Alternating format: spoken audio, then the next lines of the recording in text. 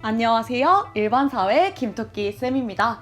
선생님들 정말 고생 많으셨습니다. 드디어 1차 시험이라는 한 가지 고비가 끝나게 되었네요. 선생님들이 생각했던 것보다 잘 보신 선생님도 계실 거고, 예상치 못한 실수를 하신 선생님도 계실 거고, 또 생각했던 것보다 쉬웠다, 생각했던 것보다 어려웠다, 다양한 시험에 대한 이야기들로 지금쯤 마음이 굉장히 싱숭생숭하실 거라고 생각됩니다. 그런데 선생님들, 그래도 1차 시험 점수가 어떻든 간에 anyway 그것은 이제 잠시 접어두시고 이제는 결과가 나오기 전까지 2차를 위해서 달려야 하실 때입니다. 선생님들께서 이런저런 잡생각은 잠시 내려두시고 2차 시험을 준비할 수 있도록 저도 한번 물심양면으로 도와보도록 하겠습니다. 오늘은 보이는 합격수기 2탄 2차 시험 합격수기를 가지고 왔습니다. 간략하게 어떤 식으로 스터디를 구하고 해야 하는지에 대해서 얘기해 볼 거고요. 다음번에 시험이 어떤 방식으로 진행되는지, 그리고 각각 수업 시험, 또 뭐 있죠? 경기도가 유난히 많은 시험을 보잖아요. 실연, 그리고 수업 나눔, 그리고 또 집단 토론, 자성소 등등 다양한 꿀팁들을 제가 한번 찍어보려고 합니다. 특히나 제가 만능 틀로 만들어 놓았던 다양한 틀들이 있어요. 그것들을 한번 선생님들과 나눠보면서 선생님들께 아주 조금이나마 도움이 될 수 있으면 좋겠습니다. 오늘은 대략적으로 2차 시험 준비를, 특히 1차 시험이 끝나고 아직 합격자 발표가 나기 전까지 딱 이 시기에 뭘 하면 좋을지에 대해서 이야기해 보도록 하겠습니다. 임용 2차 준비를 위해서 제일 먼저 해야 될 일을 한 가지 꼽자면 바로 스터디를 꾸려야 하는 일입니다. 1차 시험이 끝난 시점으로부터 한 4일 정도는 푹 쉬시고요. 그 쉬는 동안에 스터디원을 구하셔야 하는데요. 자, 작년부터였죠. 우리 코로나가 터지면서 스터디를 할 수 있는 방법이 두 가지로 나눠지게 됩니다. 먼저 첫 번째로는 오프라인에서 직접 만나서 대면으로 하는 스터디가 있고요. 두 번째로 온라인상에서 비대면으로 하는 그런 스터디를 꾸릴 수 있게 되는데요. 저는 일단 스터디를 구하는 시점을 1차 시험이 종료하자마자 바로 스터디원을 구하는 글을 올려서 한 4일 정도 쉬는 동안에 스터디원만 꾸려라 라고 이야기 드리고 싶습니다. 2차는 상대적으로 적은 시간 동안 본인의 말투, 습관 등 다양한 정의적인 측면들을 바꿔나가야 하는 그런 시험입니다. 그렇기 때문에 최대한 빠른 시간 내에 스터디원을 꾸리고 안정적으로 스터디를 구성해 나가야지 그 짧은 시간 동안에 큰 효과를 볼 수 있다고 생각을 하기 때문인데요. 그러려면, 스터디원을 구하려면 스터디 방향을 정해야겠죠. 내가 구해야 할 스터디가 어느 쪽인지, 또는 내가 꾸려야 할 스터디가 어느 방향인지를 정하셔야 합니다. 먼저 첫 번째로 온라인 스터디부터 이야기를 해볼게요. 물론 위드 코로나 때문에 직접 만나서 하는 선생님들도 많으실 거라고 생각을 하는데요.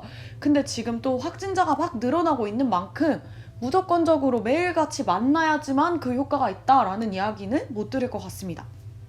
일단 저 같은 경우에는, 저는 작년에는 1차 합격 발표가 나기 전까지는 온라인으로 진행을 했고요. 그리고 1차 합격자 발표가 난 시점부터 새롭게 꾸려서 그때부터는 몇 번 정도 대면으로 진행을 했습니다. 그런데 제가 하나 말씀드리고 싶은 부분은, 저는 사실 장수생이었기 때문에 2차 준비의 경험이 굉장히 많았어요. 그래서 재작년에 이미 온라인이 아닌 오프라인으로 충분히 연습이 된 상태였기 때문에 가능했는지도 모르겠다라는 말씀은 덧붙이겠습니다. 자, 일단 온라인 스터디의 경우에 장점은 체력적으로 덜 힘들고 개인 공부 시간을 확보하기에 정말 좋습니다. 사실 스터디를 하면서 맨날 다른 사람 앞에서 시험만 해보지 그것을 내 걸로 다시 습득하고 내가 교정받았던 피드백을 고쳐볼 수 있는 시간이 별로 없는데요. 온라인으로 하는 경우에는 오고 가고 하는데 체력이 들지 않고 또 내 혼자서 공부할 수 있는 시간이 충분히 확보가 되기 때문에 그런 점이 진짜 좋았습니다.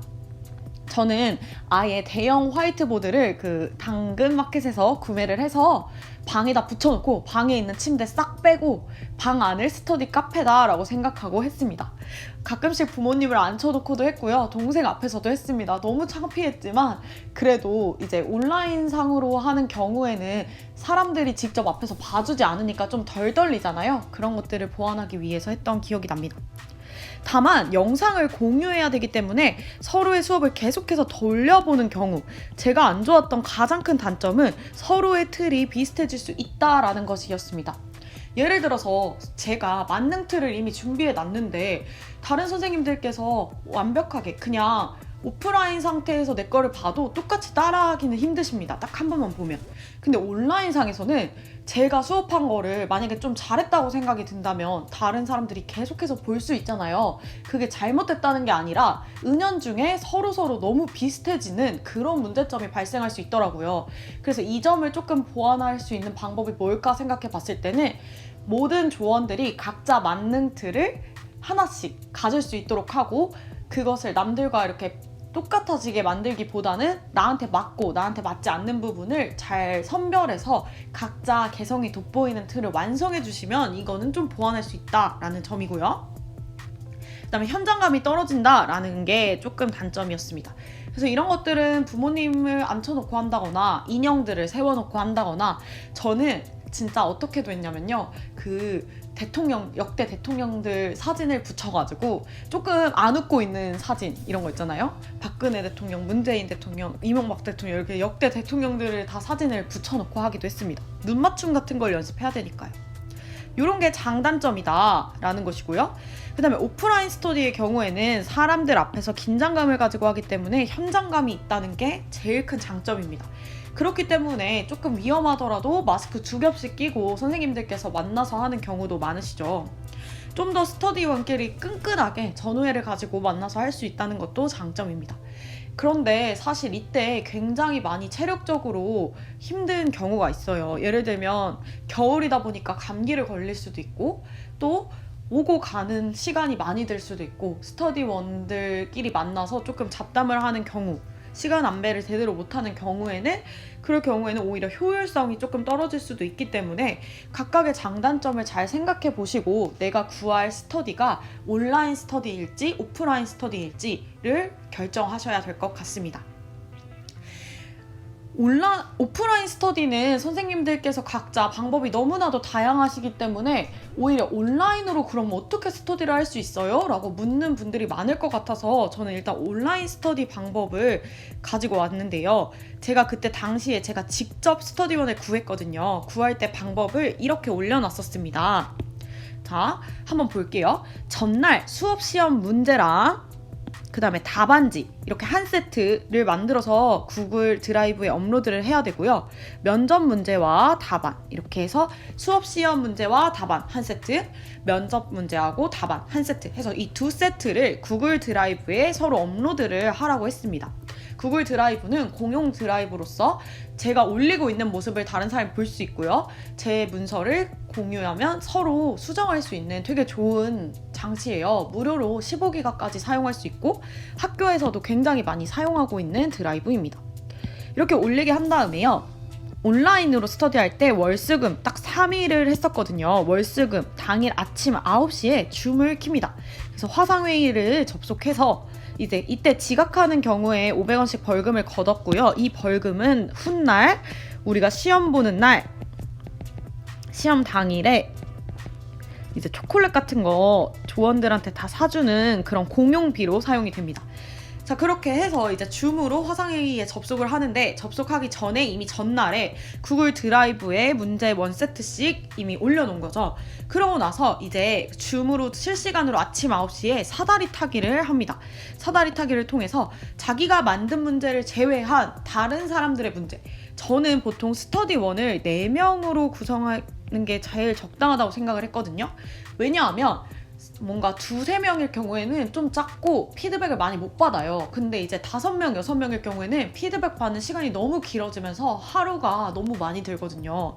그래서 4명 정도가 적당한데, 그러면 제가 낸 문제를 뺀 나머지 문제 3문제 중에서 하나를 풀게 되는 거죠. 제가 그날 시연을 하게 되는 게 바로 남의 문제 3개 중에 하나인 겁니다. 그럼 사다리 타기를 통해서 자신이 만든 문제 이외에 다른 사람들의 문제를 뽑고요. 그 다음에 순서도 제비를 뽑습니다. 화상회의로 제비를 뽑았죠. 그럼 이제 다 같이 화상회의를 킨 상태에서 그 자리에서 화상회의를 킨 상태에서 20분 동안 구상을 하고 헤어지는 겁니다. 20분 동안은 함께 구상을 하고요. 다른 거를 보면서 하거나 이러면 안 되니까 현장감을 최대한 살리기 위해서 줌을 켜놓고 이제 구상을 하는데, 원래 우리 경기도 구상 시간은 25분입니다.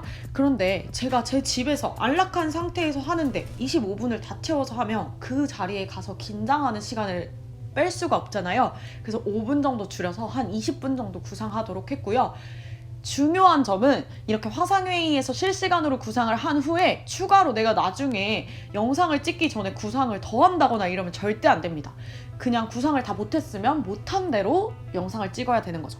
자, 그럼 이제 화상회의를 켜고 20분 구상이 끝났으면 다 같이 각자 회의를 나갑니다.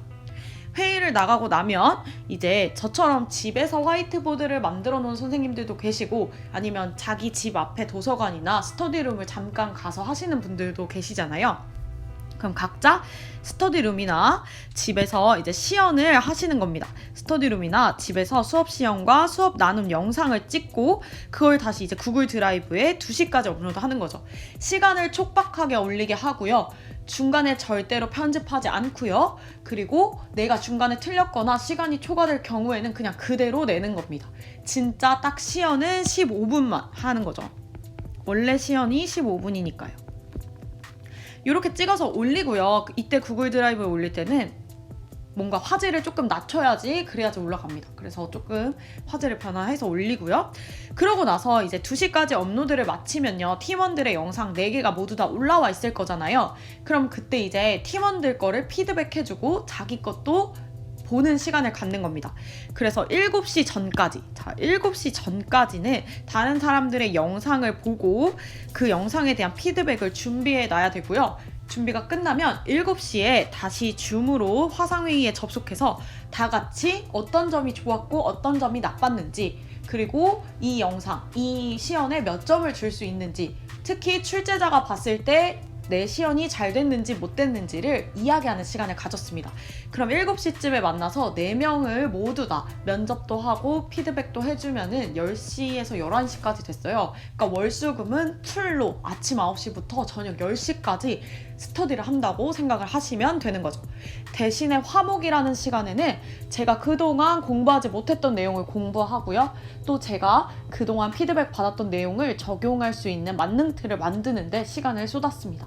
이렇게 하니까 체력도 직접 가서 하는 것보다 좀 덜 들고 나중에 익숙해지니까 너무 좋더라고요.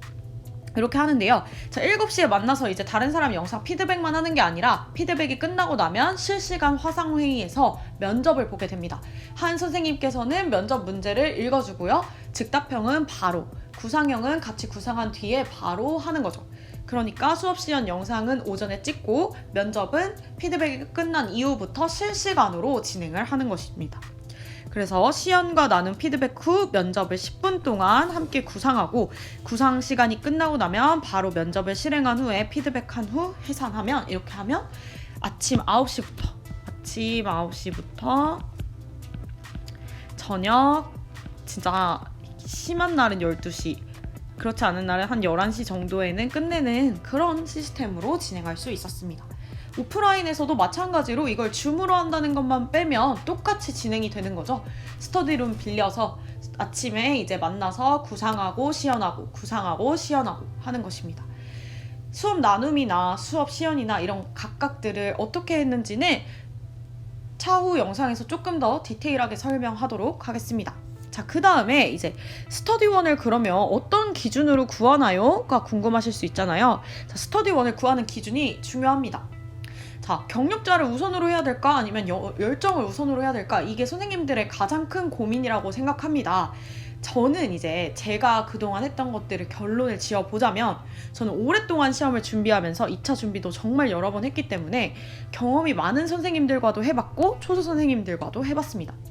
저는 진짜 서울대 선생님들이랑도 많이 해봤고요. 또 그냥 다른 선생님들이랑도 많이 해봤고요. 제가 제대로 2차 준비한 것만 3번이었고 최탈의 경험도 있는 사람이었기 때문에 진짜 이것저것 다 해봤지만, 제가 결론만 말씀드리자면 2차 경험의 여부가 절대적으로 중요한 것은 아니다라는 생각이 들었습니다. 물론 2차 경험이 있는 선생님들이 조금 더 노련하고 좋은 점도 있지만 열정이 많은 선생님들이 갖고 있는 그 열정으로 인해서 스터디가 굴러가는 경우도 있기 때문에 무조건 2차 경험이 있는 선생님들로 뽑으세요 라고는 말씀을 드리고 싶지 않더라고요. 다만 이제 구성원이 초수라면 조금 어려움이 있을 수 있는 부분이 있긴 있어요. 예를 들면 방향성을 잡기가 어렵다거나 이렇게 하는 게 맞는가 틀린가에 대해서 그 누구도 얘기해 줄 수 없다는 점? 그게 좀 아쉽죠. 그러니까 이렇게 경험이 있는 저 같은 선생님들이 유튜브에 올리는 영상들도 많이 참고하시고 하시면 되는 거죠. 보통은 2차 경험의 여부를 중요시 여기는 이유가 자료 때문이라고 알고 있습니다. 자료를 왠지 많이 갖고 있는 선생님들이 있으면 좋을 것 같다. 그런데 선생님들, 제가 진짜 드리고 싶은 말씀은 자료는 어차피 새로 다시 만들어야 되는 부분입니다. 왜냐하면 남한테 받은 문제는요, 출제자의 의도를 파악할 수가 없어서 도저히 그 시연을 하는데 제대로 된 피드백을 해줄 수가 없어요. 도대체 이 사람이 무슨 생각으로 이 문제를 냈지? 라는 생각이 들거든요. 다들 전문가가 아니잖아요. 2차를 합격한 사람이 뭔가 문제집을 만든 게 아니에요. 이 문제들은 앞에 사람들도 틀렸을 수 있는 거라는 거죠. 그런데 본인이 낸 문제면 설명이라도 할 수 있지만 남이 낸 문제를 가져와가지고 다 같이 해보는 게 의미가 없더라고요. 그러니까 자료는 어차피 새로 만들 거기 때문에 스터디 방향을 설정하는데 한두 명 정도의 2차 경험이 있는 선생님들이 도움이 되는 것이지 절대적으로 모든 사람들이 경력자여야 된다라는 건 아니다라는 거 알아두시면 좋겠습니다. 그래서 제가 하고 싶은 말은 최선을 다해서 스터디에 참여할 사람을 구해주시면 좋을 것 같아요. 진짜 합격해야 하고 1차 점수가 어떻든 상관없이 지금의 스터디에 최선을 다하실 선생님들을 구하셔야 합니다. 그렇게 하기 위해서 제가 좀 꿀팁을 이야기해드리자면, 저는 초수 때는 2차 준비를 안 했고요. 재수 때는 이미 꾸려진 스터디에 뒤늦게 합류해 봤고요. 그 다음에 제가 1차를 합격한 2회, 가장 최근과 그 전해에는 모두 다 제가 직접 구했었는데요. 일단은 뭐 사회과 같은 경우에는 북소년 카페라든지 뭐 아니면 한마음 교사 카페라는 곳도 유명하다고 알고 있어요. 그런 곳에 스터디1을 구하실 때는 일단 스터디에 올인할 수 있는 사람을 구해주시면 좋을 것 같습니다. 이게 무슨 말이시냐면요, 원래는 일주일에 어차피 3번밖에 안 할 거예요. 그런데 저는 어떻게 했었냐면요, 이건 저만의 꿀팁인데요, 저는 월화수목금 모두 스터디에 올인하실 수 있는 선생님들만 지원해 주세요 라고 글을 올렸습니다. 그러면 보통 열정적이신 선생님들은 댓글에 제가 뭐 이때 여행을 가는 날 빼고는 매일매일 최대한 참여할 수 있을 것 같은데 괜찮을까요? 이런 식으로 좀 이렇게 빡센 조건을 달아놓으면 제가 진짜 잘해보고 싶은데, 제가 진짜 열심히 해보고 싶은데 이때가 안 되는데 그래도 괜찮을까요? 하면서 되게 열정적인 선생님들이 모이시더라고요. 그래서 어떻게 해야 하냐, 글을 올리신다면 진짜 빡센 조건으로 구체적으로 자세하게 올리시고, 뭔가 제대로 참여 안 하시면 아예 신청도 하지 마세요, 이런 느낌이 뿜뿜하도록 글을 올리시는 겁니다. 그래서 저는 월화수목금 다 하실 수 있는 선생님, 그리고 스터디가 1순위이기 때문에 어떤 곳에 가지 않고 이 스터디에 무조건 1순위로 참여하실 선생님들만 지원해주세요 라고 글을 올렸고요. 그리고 실제로 댓글로 막 양해를 구하는 선생님들 중에서 글의 느낌이 있어요. 딱 열심히 하실 것 같은 선생님들께는 사실 매일매일 할 것까지는 아니고 월수금 정도 할 건데 그래도 열정이 있으신 선생님들을 원해서 이렇게 올렸습니다 라고 뭐 이야기했던 것 같습니다. 그리고 좀 조건을 촉박하게 하는 거죠. 이때 아까 제가 앞에서 보여드렸던 이런 조건들을 구하는 글에다가 반드시 적어주시면 오히려 이제 이탈하시는 선생님들이 적어줄 수 있습니다. 구체적으로 구하는 사람이 뭔가 계획이 세워져 있고 방향이 있구나 싶으면 들어오시는 선생님이 많거든요. 그래서 먼저 스터디 방향을 다 정하시고 나서 구하는 글, 모집 공고를 올려주시면 좋을 것 같습니다. 자, 그래서 이제 스터디를 하시는데 방법이 2가지가 있죠. 수업, 시연, 집단 토론, 면접, 나눔, 이거를 한 번에 하는 올 스터디, 그러니까 뭐든지 같이 하는 스터디가 있고요. 뭐 면접만 하실 분 구합니다, 뭐 실연만 하실 분 구합니다, 이렇게 나눠지는데요. 이런 건 선생님들께서 구하시면 될 것 같아요. 저는 경기도 선생님들만 모셔서 올인원 스터디를 하고자 했어요. 하루에 다 끝내는 거죠. 시연, 면접 이런 걸 다 하고, 면접은 월수금 중에 월금만 하고 뭐 수요일 하루는 면접 대신에 집단 토론을 하거나, 이런 건 자율적으로 정하시면 됩니다. 이제 선생님들께 알아두면 도움이 될 수 있는 이야기로 마무리를 지어보도록 하겠습니다.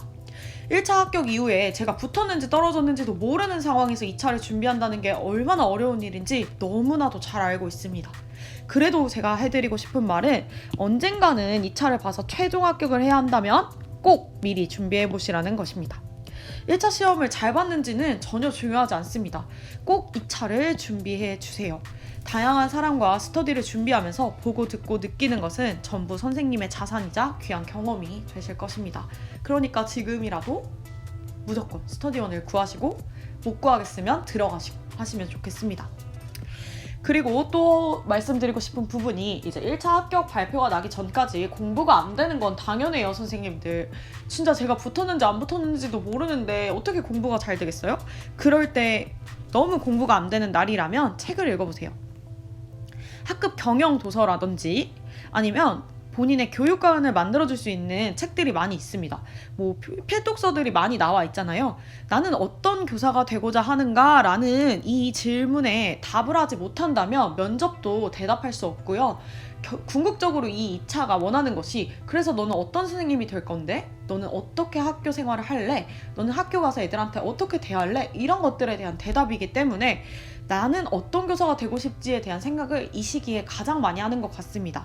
그렇기 때문에 그냥 공부 안 되는 날이라면 딱 접고 책 한번 읽어보시면 좋을 것 같습니다. 면접에도 동기가 되고 나에 대한 진로에 대한 생각도 정립할 수 있기 때문에 책을 꼭 읽어보시면 좋겠고요. 제가 추천드리는 책은 너무나도 유명한 책이지만 교사 삶에서 나를 만나다. 이 책에서 다양한 성찰적, 반성적 질문들이 있는데요. 제가 이때 생각했던 것들을 지금 현장에 와서도 굉장히 많이 사용하고 있는 것 같습니다. 진짜 어차피 교직에 들어오실 거라면 생각해봐야 될 부분이니까 한번 읽어보시면 좋을 것 같고요. 그 다음에 교실 속 갈등 상황 백문백답이라고 되게 쬐끄만 책인데 이 책에도 되게 많은 학교 현장에서 있을 법한 사연들이 많이 들어와 있습니다. 선생님들께서 뭐 기간제 경험이 있으시거나 하시면 많이 겪어봤을 수도 있지만 사실 현장 경험이 없는데 면접에서 묻는 것들은 다 현장에서 있었던 일이잖아요. 그러니까 갈등 상황이 어떤 것들이 있을 수 있고 이것에 대해서 어떻게 해결해 나가야 될지 한번 생각해 보는데 이 책이 많이 도움이 되더라고요. 그 다음에 학급 경영 멘토링 이런 책은 제가 뭐 필독서까지는 아닌데 그냥 나중에 우리 반 애들한테 뭐 해주면 좋을까? 이런 아이디어 저런 아이디어 한번 생각해보고 싶다라고 생각을 해서 중고 서점에서 산 거였거든요. 선생님들께서 학급 경영하면 관련된 책들 되게 좋은 거 많거든요. 그런 것들 읽어보시면서 나 교단 가서 애들한테 이런 거 해줘야지 저런 거 해줘야지 생각해보시면 되게 동기부여도 되고 2차 준비보다 더 본질적으로 교단 생활에 대해서 생각해볼 수 있을 것 같습니다. 그 다음에 마지막으로 제가 해드리고 싶은 말은 임용고시를 준비하는 동안에 제가 가장 힘들었던 거 한 개만 이야기해라 라고 한다면 내가 아무리 열심히 노력해도 결과가 합격이 아니라면 그 과정들을 누가 인정해 줄까라는 생각이었습니다. 내가 진짜 열심히 공부했고 내가 진짜 애들한테 잘할 수 있는 사람인데 이 시험을 합격하지 못했다고 해서 사람들은 너가 열심히 한 거 맞아? 너가 제대로 공부한 거 맞아? 라고 제 1년간의 노력을 너무 쉽게 평가한다는 거였죠.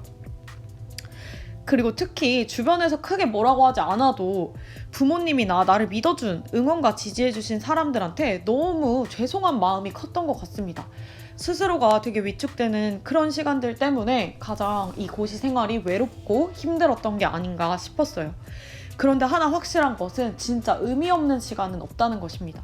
제가 4번의 시험을 보면서 항상 들었던 생각은 제 스스로에 대해서 가장 많이 알아갈 수 있는 시간이었고 아이들과 만나는 시간을 고대하는 시간이었고 또 아이들한테 만났을 때 내가 이런 거 저런 걸 해줄 수 있는 것들을 깊이 고민하고 조금 더 저 스스로 내가 진짜 교사가 될 만한 사람인가를 돌아볼 수 있는 시간이 곧 이 시간이었다고 생각이 듭니다.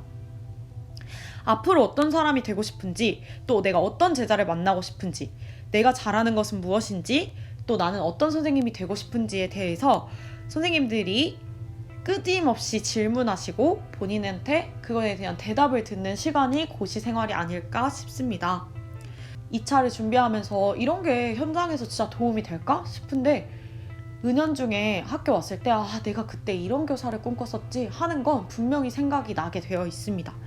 뿐만 아니라 제가 시험을 여러 번 봤기 때문에 아이들의 입장에서 생각하고 더 설명할 수 있는 그런 스킬들도 많이 늘었던 것 같습니다.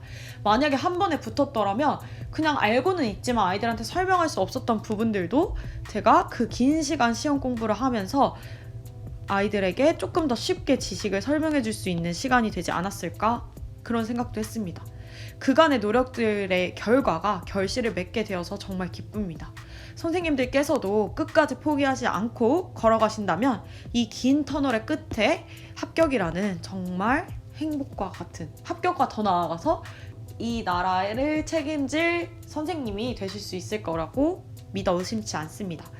교단에서 만나는 그날을 기다리고 있겠습니다. 힘들고 지치시더라도 포기하지 마시고 이 시험을 완주하셔서 현장에서 우리 꼭 만나도록 해요. 선생님들 남은 2차 준비도 정말 열심히 준비하시길 바라고요. 언제나 선생님들의 하루하루가 행복하시기를 기도하겠습니다. 오늘도 이렇게 긴 영상 시청해주셔서 감사합니다. 다음 시간에 만나요. 안녕!